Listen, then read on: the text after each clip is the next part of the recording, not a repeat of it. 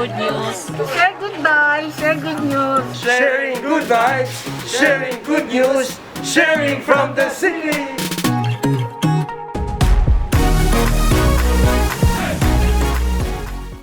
I would like to begin this homily with a joke. And since it is a joke, you know my expectations. Three best friends were stranded in an island. After days of surviving on wild fruits and herbs, they found a lantern with a genie who promised to grant each of them a wish.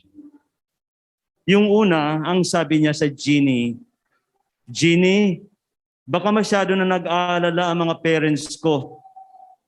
Ibalik mo na ako sa amin." Whoosh! In an instant, she was whisked to her home. Yung pangalawa, ang sabi niya, "Namimiss ko na ang boyfriend ko sa school. Dalhin mo ako agad doon sa school namin." In an instant, she found herself in their school campus. The third girl was left alone in the island, and she became extremely sad. She told the genie, "I do not want to feel alone and lonely in this island. Pakibalik mo rito yung dalawang best friends ko." And the two were brought back to her. And the third girl lived happily ever after. I don't know about the two others. There is yet another joke. And I have more expectations for this one. Two friends were lost in the woods. While walking and not knowing which direction to take, they thought they heard something. They turned around and saw a big black bear running towards them. They were running as fast as they could when the first one stopped to change into his tennis shoes. The second one running behind him told him that he was wasting his time in putting those shoes on and that he cannot outrun the bear even with his shoes on.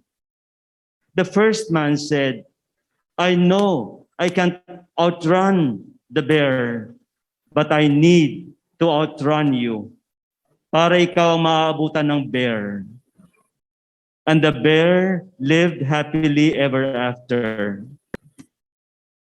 My dear friends, I told these jokes about friendship because Jesus passed by the house of Lazarus, Martha, and Mary as their best friend. With that kind of profound relationship between Jesus and the siblings from Bethany, there can be endless giving and receiving. Jesus, on the one hand, had no material possessions since he did not bring an extra tunic, nor a spare pair of sandals, and had no money in his belt. He could only give an unquenchable flow of life lessons as from a fountain of wisdom.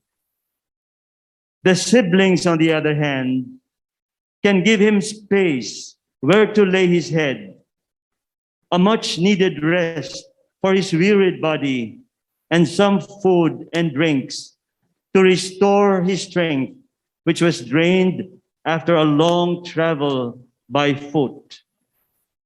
Jesus was just too willing to receive these perks from his best friends.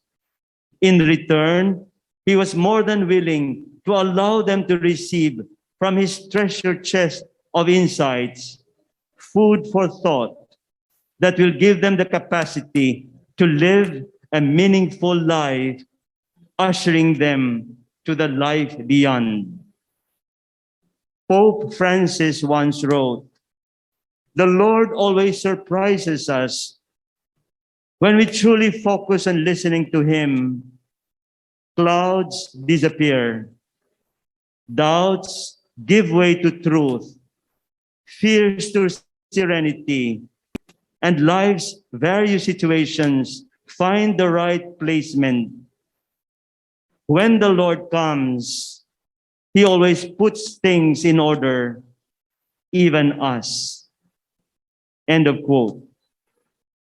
Thus, it is important to listen to Jesus first before doing anything.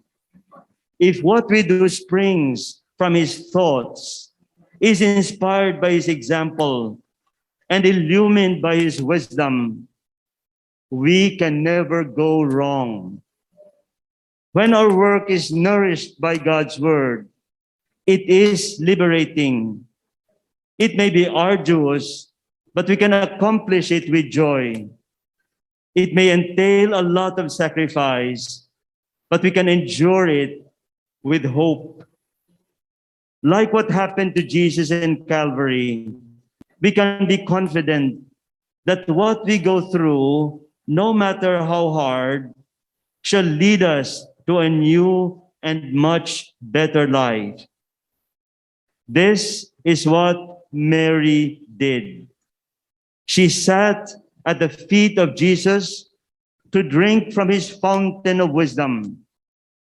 It was not because she was lazy and did not want to do household chores. She did not live by the principle that you are not my best friend if I have to clean the house before you came. It was rather because she wanted to make sure that everything she would do will be illumined by God's light. Martha, on the other hand, was willing to give of herself, of her time, her effort, her attention to Jesus' needs, in order that Jesus would be provided with the hospitality fitting for a best friend. However, precisely because her work was not nourished by the wisdom of God's word, it became enslaving. She got drained and tired and fed up, and she started complaining. She became judgmental of Mary, who she accused of being neglectful of her housekeeping duties. Jesus lovingly grabbed that opportunity to also enable Martha to drink from His fountain of wisdom. He told Martha that Mary has chosen the better part, and it will not be taken from her. By saying these words, Jesus was also giving the better part to Martha. He was blessing Martha with a ray of His light, a drop from His fountain of eternal wisdom. My dear brothers and sisters, every time we nourish ourselves with insights from God's word, Jesus is passing by our home, and we sit at His feet. Such nourishment empowers us to see that the duties that we fulfill for one another, including the podcasts that we regularly show after spending so much time and effort, no matter how difficult, are works of love that we carry out with joy in our hearts. Our struggle for truth that sometimes makes us engage in a word war with trolls is like Jesus' indictment of the scribes and Pharisees, who through instances of recorded fake news in the Bible propagated to people the truth of their outward holiness, when deep inside they nurture evil thoughts and plans. By sitting at Jesus' feet, our minds can be open to the fact that when we feed the hungry, clothe the naked, and visit those in prison, we do not only serve the poor, we also serve the Lord. This happened to Abraham and Sarah in our first reading, when they extended hospitality to 3 hungry strangers under a terebinth in Mamre, only to discover that they were actually feeding God. This occurrence was echoed in Jesus' words when he said, "Whatever you do to the least of my brothers and sisters, you do to me." Every time we are face to face with a person in need, we realize that the Lord, through the poor, is knocking at the door of our hearts. He is passing by.